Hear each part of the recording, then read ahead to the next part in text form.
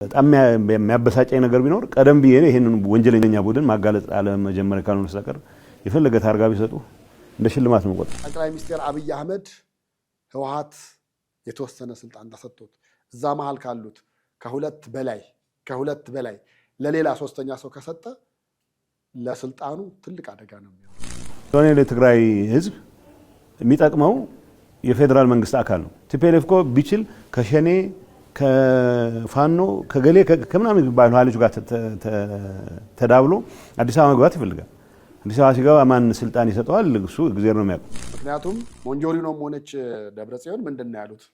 እኛ ወደ አዲስ አበባ መሄድም አንፈልግም፣ ከሀገር መውጣትም አንፈልግም። ይህ አያስጨንቀኝም። እነሱ የሚሰጡት ስም አያስጨንቀኝም። የሚያስጨንቀኝ በዚህ በቀጠሉ ቁጥር የትግራይ ህዝብ የህልውና አደጋው ሞር ፕሮናውንስድ እየሆነ ይሄዳል ነው።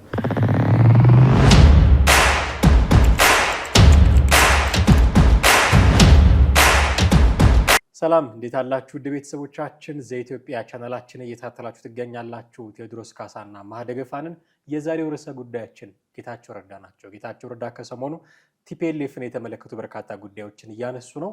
ትኩረት የሳቡ አንዳንድ ነጥቦችን አንስተን ወደ እናንተ የምናደርስ ይሆናል። እስከ ፕሮግራማችን ፍጻሜ ድረስ አብራችሁን ቆዩ።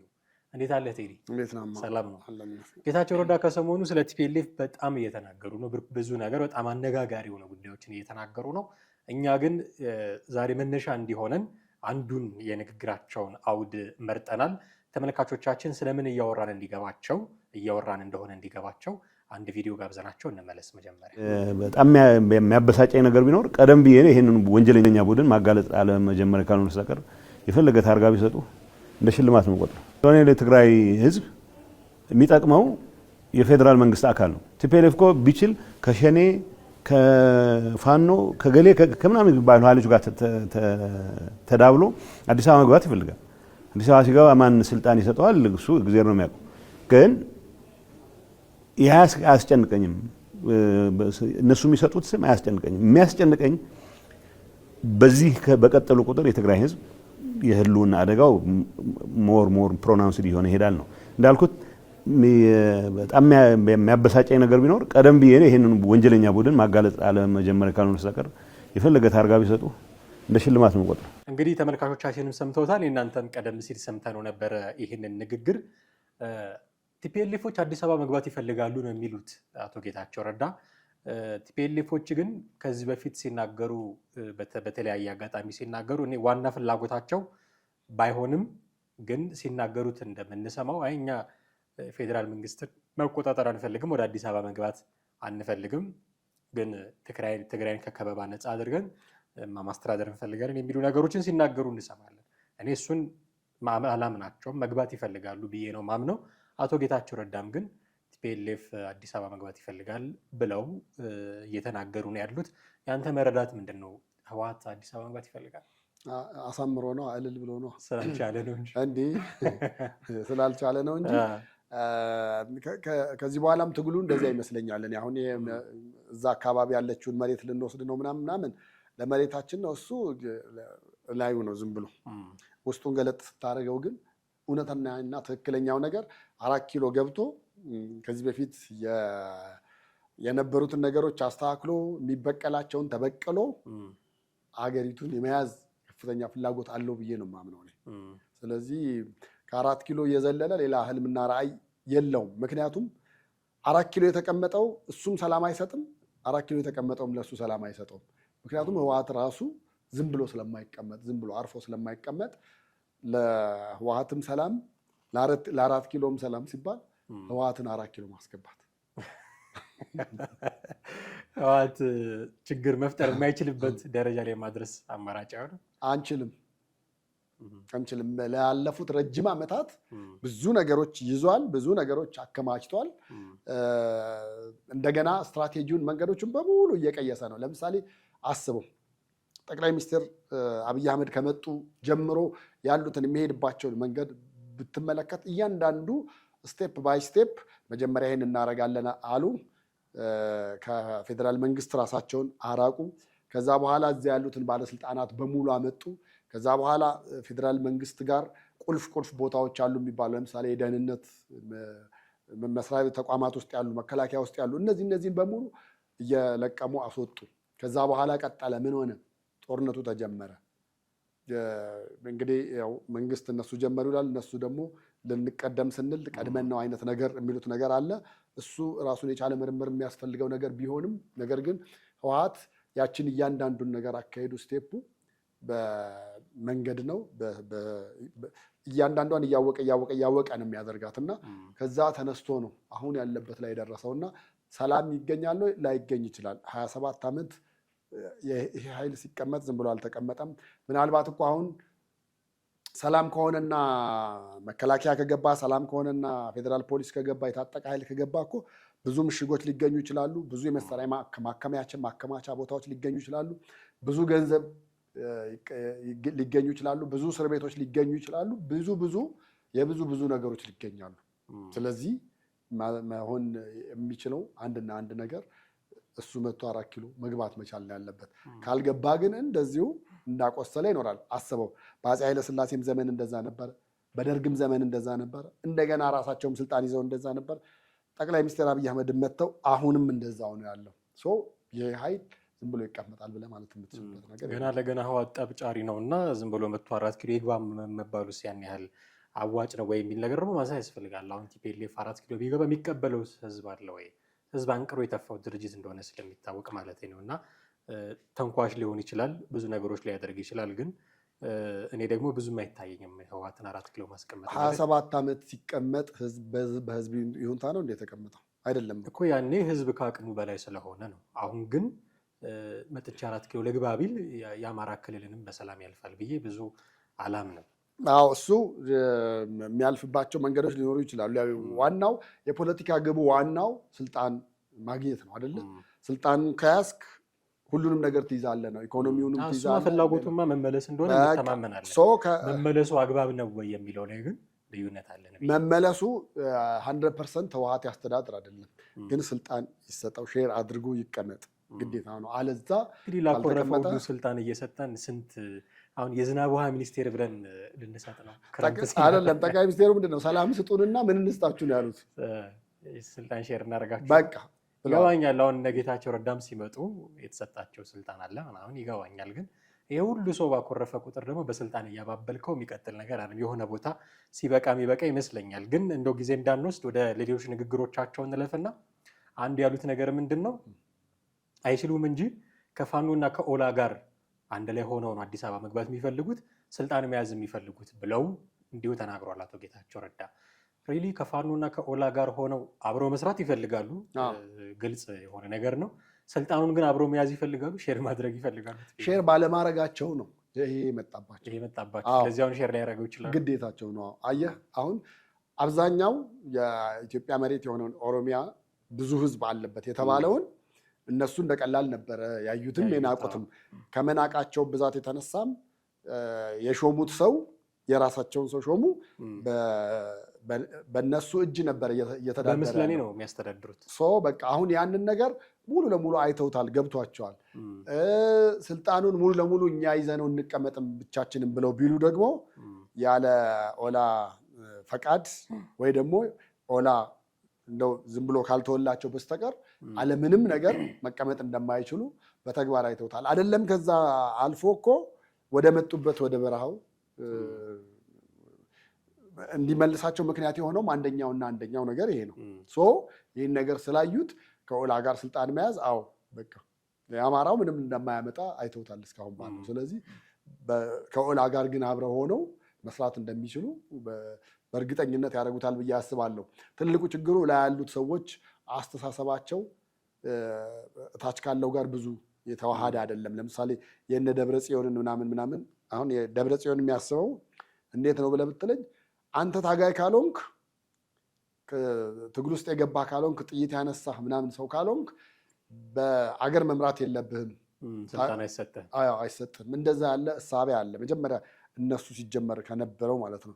ኢቭን ማዕከላዊ ኮሚቴ እኮ ስትመረጥ ይህ ሰውዬ አለው የለውም ተብለህ ነው። ጌታቸው ረዳ እኮ ያለ ትግል የገባው እኮ በነ አቶ ዘሪሁንና በነ መለስ በነ አቶ በረከት ግፊት እና ሰውየው ይችላል፣ መቀሌ ዩኒቨርሲቲ ያስተምረዋል፣ የእናንተው ነው፣ የግድ መሳሪያ ማነገብ የለበትም ተብሎ በስንት ግፊት ነው ጌታቸው ረዳ መጥቶ ከህወሓት ጋር የተቀላቀለው እንጂ ማዕከላዊ ኮሚቴ የተባለበት ድረስ ላይ ያሉትን በሙሉ ብታይ ከትጥቅ ትግል መሳሪያ ይዘው የነበሩ የጣሉ ናቸው። በኋላ ጌታቸውን የሚያስጠጉት በዛ ነው። ሰው የሀሳቤ ስላላቸው ሳይወድ በግድ የታገለውን አብረው ያስገባሉ። እንዲህ ሁሉ ሆኖ ግን ከፋኖም ጋር ይተባበሩ ከኦላም ጋር ይተባበሩ አዲስ አበባ መግባት የሚፈልጉ ሁሉም ነገር ቢሆን አዲስ አበባ ሲገባ ማን ስልጣን ይሰጠዋል እንደሚሰጠው እግዚአብሔር ይወቀው ነው ያሉት ጌታቸው ረዳ። አዲስ አበባ ዝም ብሎ መግባት ብቻ በቂ ላይሆን ይችላል፣ ስልጣኑን በቀላሉ የሚገኝ ነገር አይደለም የሚል ድምዳሜ ላይ ደረሱ ይመስለኛል። ምክንያቱም ማን ስልጣን እንደሚሰጠው እግዚአብሔር ይወቀው። እሳቸው አዲስ አበባ ሲመጡ ጠቅላይ ሚኒስትር አብይ አህመድ ናቸው ስልጣን የሰጧቸው የምስራቅ አፍሪካ ጉዳዮች አማካሪ አድርገው በሚኒስትር ማዕረግ ጭምር። አሁን ካቢኔዎች ላይ ሁሉ የካቢኔ ስብሰባ ላይ ሁሉ የሚሳተፉ ድምፅ የሚሰጡ ከጠቅላይ ሚኒስትሩ ጋር አብረው ብዙ ቦታ የሚሄዱ እንደውም አንድ ነገር አብረው እኮ አንስተዋል። ከጠቅላይ ሚኒስትሩ ጋር ጉዞ ሳደርግ ብቻዬንም ስሄድ የሚቆጨኝ ነገር ትግራይ ክልል ውስጥ ይሄ አይነት እድል አለመኖር ነው የሚል እና ከጠቅላይ ሚኒስትሩ ጋር የማይለያዩ ረጅም መንገዶችን ሁሉ አብረው የሚሄዱ ሰው ሆነዋል። እና እሳቸው ሲመጡ ስልጣን የሰጧቸው ጠቅላይ ሚኒስትሩ ናቸው። ህወሓት ከፋኖም ጋር ይግባ ከኦላም ጋር ከማንም ጋር አዲስ አበባ ይግባ፣ ግን አዲስ አበባ ሲገባ ስልጣኑን ማን እንደሚሰጠው እግዚአብሔር ነው የሚያውቀው ብለዋል። አንተ ታውቃለህ? አዎ፣ በሁለት አይነት መንገድ ስልጣን ማግኘት ይችላል ህወሓት። አንደኛ በለመደውና ከዚህ በፊት ይሄድ በነበረው የትጥቅ ትግል መጥቶ እሱም ካሸነፈ ራሱ ለራሱ ነው የሚሰጠው፣ ራሱ ለራሱ ይሰጣል። አንደኛው። ሁለተኛው ልክ አሁን እነ ጌታቸው ረዳ እና ሌሎቹም አመራሮች እነ ጻድቃን ምናምን መጥተው እዚህ የሆነ ቦታ እንዳገኙት በዛ መልኩ ሊመጣና ሊያገኝ ይችል ይሆናል። እሱ አንደኛ ትዕግስትን የሚጠይቅ ነው፣ በጣም ትልቅ ትዕግስትን። ምክንያቱም ሞንጆሪኖም ሆነች ደብረጽዮን ምንድን ነው ያሉት? እኛ ወደ አዲስ አበባ መሄድም አንፈልግም፣ ከሀገር መውጣትም አንፈልግም፣ በቃ እዚሁ ነው መቀመጥና ማስተዳደር የምንፈልገው የሚል ሀሳብ አንስተዋል። ግን አንድ ነገር ልነግርህ የምችለው ምን እንደሆነ ልንገርህ። ጠቅላይ ሚኒስትር አብይ አህመድ ህወሓት የተወሰነ ስልጣን ተሰጥቶት እዛ መሀል ካሉት ከሁለት በላይ ለሌላ ሶስተኛ ሰው ከሰጠ ለስልጣኑ ትልቅ አደጋ ነው የሚሆነው። በጣም ትልቅ አደጋ ነው የሚሆነው። አጠገቡ ቁጭ ብለው ቢሮው ተቀምጠው ሴራ ሲሸርቡ ሲጎነጉኑ ቆይተው በስተመጨረሻ በሴራቸው ጥለውት ስልጣኑን ይይዛሉ። ራሳቸውን እንዳደረጉት ኦሮማራ የሚል ጥምረት ፈጥረው ቲፒኤልኤፍን ጉድ እንዳደረጉት ነው የምትለኝ? እንደዛ ነው የሚሆነው። እና ሁለት ሊሰጥ ይችላል ለሁለት የህወሓት ሰዎች። ሌላ ሶስተኛ ከሰጠ ግን ስልጣኑን ከእጁ እንዳጣው ይቁጠረው ነው ብዬ የማስበው። እና ያ ነው ለምን በቃ የነሱ ሴራ አካሄድ ሙሉ ለሙሉ በእንደዚህ አይነት ነገር የተጎነጎነ ነው። ይሄ ነገር ከበፊት ጀምሮ 27 ዓመት ሲኖሩ እኮ እኔ ሁለት ጀነራሎችን ልነግርህ እችላለሁ። አንደኛው ጀነራል እቤታቸው በነበረባቸው የጤና ችግር ምክንያት አንዲት ነርስ መታ እንድታክማቸው ተደርጓል። እና ያቺ ነርስ የእሳቸውን ህመም ታውቃለች። የሪህ ህመም አለባቸው።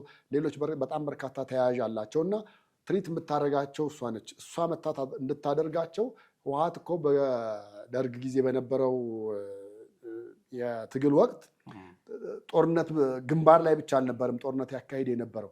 መሀል ከተማ ውስጥም ጀነራል ከሌ ምን ድክመት አለበት፣ ጀነራል ከሌ ምን ችግር አለበት፣ ይሄን ሁሉ አጥንተው እኚህ የጤና ችግር አለባቸው የተባሉትን ሰው ደግሞ ሐኪም አምጥተው እዛ ቤታቸውን እንድትገባ እስከማድረግ ደረጃ ደርሰዋል። ጦር ኃይሎች እየተመላለሱ ነበር የሚታከሙት። ጦር ኃይሎች ሄዳ እንድትቀጠር አድርገዋል። እሷ ግራጁዌት ባደረገችው ዘርፍ ጥቂት ሐኪሞች ብቻ ነበር ያሉት። ቤታቸው እየተመላለሰች እንድታከማቸው ተደረገ። ቀጥሎ ቤታቸው ሆና እንድታከም፣ ከዛ ቀጥላ ሚስት ሆነች እቺ ሴት።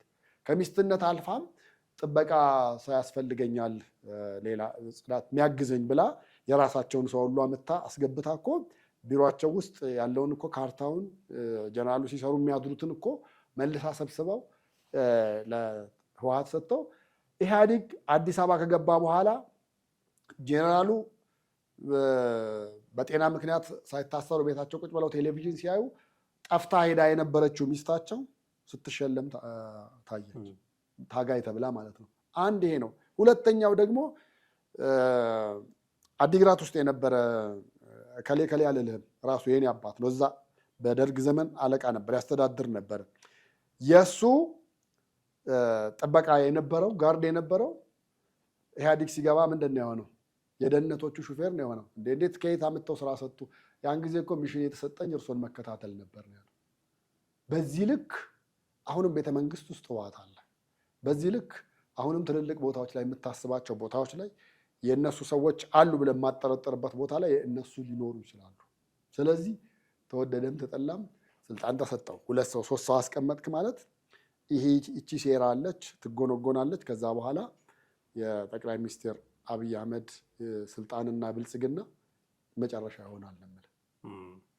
አንድ ሌላ የተናገሩት በጣም ያስገረመኝ ንግግር፣ የሚያበሳጨኝ ነገር ከዚህ ቀደም ብዬ የቲፒኤልኤፍን ወንጀሎች አለማጋለጤ ነው የሚል ነገርም ደግሞ እንዲሁ ተናግሯል። እንደምታውቀው ምን ያህል ጊዜ በትክክል እንዳስቆጠረ ባላቅም ያው ከጊዜያዊ አስተዳደር የመሆናቸው ጊዜ መጨረሻ ላይ የደረሰ ከመጣበት ጊዜ ጀምሮ እሳቸው ጊዜያዊ አስተዳደር ሲሆኑ ጀምሮ ደብረጽዮንና ጌታቸው ረዳ በቃ የተለያየ አይነት አቋም የሚያራምዱ ሰዎች ሆነው ነው የተገኙት። እኛ በግልጽ ይህንን ያን ያወቅ ነው እንጂ ከዛ በፊትም ግን ፕሪቶሪያ ሲሄዱ ምንም ሲሉም ልዩነቶች እንደነበሯቸው ብዙ ከዛ በኋላ ነው ያወቅ ነው። እና የሚያበሳጨኝ ይህን ነገር ቀድሜ ያለማጋለጤ ነው የሚል ነገር።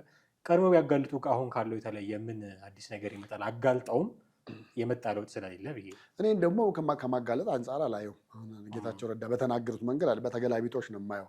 አሁን ስላልተስማሙ ነው እንደዛ ያሉት እንጂ ቢስማሙ ኖሮ ደግሞ እንዴት አንቆለጳጵሰው ደብረጽዮን መምራት ይችላል፣ መሪማ ከደብረጽዮን በላይ ብለው ሊመሰክሩ እንደሚችሉ ነው። አዎ ማን እንደ ደብረጽዮን ሊሉ ይችላሉ። ለምን መሰለ? ከዚህ በፊት እኮ አይተናል ተደጋጋሚ። ኢቭን ከጦርነቱ በፊት እኮ ገና ለውጡ እንደመጣ እኮ የለውጡ አንደኛ እኮ ተሟጋችና ተቃራኒ የነበሩት ጌታቸው ረዳ ነበሩ። ኢሴ አዳራሽ እኮ ምን ያቀረቧቸውን ነገሮችና የኢህአዴግን ዓላማ አስፈጻሚ ሆነው እኮ ቁጭ ብለው የመጣውን ለውጥ በቃ አጠልሽተው እንትን አድርገውት ነበረ። እንደው እሱን እንኳን ብዙ ሰው አላየውም እሱን ቪዲዮ ብለህ ብትል ግን የጦርነቱ ጊዜ እኮ በረሃ ሆነው ጫካ ሆነው ይናገሩ የነበሩትን በጣም ብዙ ሰው አይቶታል። እኔ አሁን ጌታቸው ረዳ እንዲህ ብለዋል ምናምን ብለህ ብትለኝ አላምንም። በቃ ነገ ጠዋት ደግሞ ወደዛ ቢገለበጡ ደግሞ እኔ እኮ በፊትም እዛ የገባሁት እንዲህ ነው ዝም ብለው የንስሐ ጊዜያቸውን እያራዘሙና ንስሐ እየገቡ የሚኖሩ ይመስለኛል እንጂ ምንም እኔ ጌታቸው ረዳ ምንም ግን የሚያጋልጡት ብዙ ነገሮች ይኖራሉ። አዎ ይኖራሉ። ምክንያቱም ጦርነት ውስጥ በነበሩበት ጊዜ በተለይ ጦርነት ሁሉም ተስፋ ቆርጠው ነበረ። ተስፋ በቆረጡበት ጊዜ አንዱ ለአንዱ ይናዘዝ ነበረ። ያን ጊዜ እነ ደብረጽዮን ብዙ ነገር ተናዘውላቸዋል። እነዛን የሚያውቁት ነገር ይኖራል። ደብረጽዮን ብቻ ሳይሆኑ ሌሎቹንም ጄኔራሎች በሙሉ በዛን ወቅት ይገናኙ ስለነበረ ብዙ ነገሮች ተናዘዋል፣ አውርተዋል። ይልቅ እኔ በጣም በጥርጣሬ አይን የማየው አንድና አንድ ነገር ጌታቸው ረዳ በፊት የደህንነት ሹም የነበረውን ጌታቸውን ህወሓቶች አግልለውታል ብለው ተናግረዋል። አግልለውታል ብለዋል። አሁን ግን እየሰማን ያለ ነው ከእያንዳንዱ ሴራ በስተጀርባ ጌታቸው አሰፋ አለበት ነው። ከእያንዳንዱ ሴራ በስተጀርባ እንግዲህ አስበው፣ ጌታቸው ረዳ የነገረን ነገር ሌላ ነው። ጌታቸው አሰፋ ደግሞ እዛ እያደረገ ያለው ነገር ሌላ ነው። እንደውም በጣም ትልቅ አጠራጣሪና ትልቅ ጥያቄ ሊሆን የሚችለው የደብረ ጽዮንን ጭንቅላት እየመራ እያሽከረከረ ያለው ጌታቸው አሰፋ ነው ሊሆን የሚችለው። የነ ሞንጆሪኖን በሙሉ እዛ ያሉትን ጀነራሎች እነ ምግበይ ምናምን ብለን የምትላቸው በሙሉ እዚህ መሀል አዲስ አበባ ፎቅ ቤታቸውን ሀብት ንብረታቸውን ጥለው የሄዱት በሙሉ አማካሪያቸውና እያንዳንዱ ሴራ እንዴት መካሄድ መቻል እንዳለበት አሁን ላለውም ብጥብጥ ከሱዳን ጋር ለሚፈጠረውም ጥምረት ከሌሎች ጋር ለሚኖረውም ግንኙነት በሙሉ የጌታቸው አሰፋ እጅ አለበት ብዬ ነው የማምነው። ግን ጌታቸው ረዳ ደግሞ ምን ብለው ነው የነገረን? አግልለውታል። የለም እሱ እንደውም በጣም አሳዘነኝ በዛ ልክ ምናምን የሚል ነገር ነው። እኔ ግን ጥርጣሬ የምሰማቸው ነገሮች ደግሞ የሚያመሩት ወደዛው ነው፣ ወደ ጌታቸው አሰፋ። ጌታቸው ረዳ ባንዳ የብልጽግና ተከፋይ ስምረት ፓርቲ ራሱ የትግራይ ብልጽግና ልክ የአማራ ብልጽግና የኦሮሞ ብልጽግና እንደሚባሉ የትግራይ ብልጽግና ሞንጆሪኖ እንደዛ ነበር ያለው። ስምረት ማለት የትግራይ ብልጽግና ነው። እና እንዲህ አይነት ስድቦችም ጭምር ባንዳ ምናምን የሚሉ ስድቦችንም ይሰደባሉ ታውቃለህ። እና ይህን እንደ ሽልማት ነው መቆጥረው ነው ያሉት ጌታቸው ረዳ። እና እሳቸው የሚናገሩበት ወይ ቀጥታ ስድብ አይደለም፣ ግን የሆነ ነርቫቸውን የሚነካ ቦታ ስለሚያውቁ የሚናገሯቸው ነገሮች አሉ። ያው ሲናገሩ እንዲታወቃል በደንብ እንደሚናገሩና ስለ ደብረ ጽዮንም ስለ ራሱ ስለ ቲፒኤልኤፍም ያሉትን ነገሮች ሲናገሩ ጥሩ በሆነ መንገድ ያስተላልፋሉ። መልእክታቸውን በዛ ልክ እንደሚያስተላልፉ ግልጽ ነው። ከዛኛው ወገን ግን የሚሰጣቸው ምላሽ አንተ ባንዳ የሚል ነው፣ አንተ የብልጽግና ተከፋይ የሚል ነው እና ይሄንን እንደ ሽልማት ነው የምቆጥረው ነው የሚሉት። ሽልማት አድርገን እንውሰድላቸው። መንፈሳዊ መንገድ ቢሆን እንደዚህ አይነት ነገር በጸጋ ከመቀበል ውጭ ምን አማራጭ አለ ነው? አዎ ለምን አሁን ጌታቸው ረዳ በትግራይ ያሉትን ሚዲያዎች ማዘዝ አይችሉም። በትግራይ ካሉት አክቲቪስቶች ጋር መገናኘት አይችሉም። ቢገናኙም አይቀበሏቸውም። በቃ ምንድን ነው ያለህ አማራጭ? ያለውን ነገር በጸጋ ተቀብለ አዎ እንደውም ደስ ነው የሚለኝ ሁሌ በዚህ መንገድ ስለተነሳሁኝ በዚህ መንገድ ስለሚፈሩኝ ነው እንዲህ ስለሚሉኝ ነው ብለህ ራስን ወደ ማጀገን ነው የምትሄደው። ከዛ ውጭ ሌላ አማራጭ የለም እንጂ በተናገሩበት ልክ አትመልስ። አዎ ከዛ ልክ ከሆነማ ሽልማት ምናምንም ከዛ ውጭ አማራጭ የለም ብዬ ነው የማምነው። የሆነ ሆኖ ጌታቸው ረዳ በርካታ ነገሮችን ስለ ህወሓት እየተናገሩ ነው እና ወደፊት መናገራቸው የሚቆም አይመስልም። እንዲሁ ደግሞ ርዕሰ ጉዳይ መሆኑ የሚችሉ ጉዳዮችን ስንሰማ ብቅ እያልን ከተመልካቾቻችን ጋር ቆይታ የምናደርግ ይሆናል። እጅግ አድርጌ አመሰግናለሁ።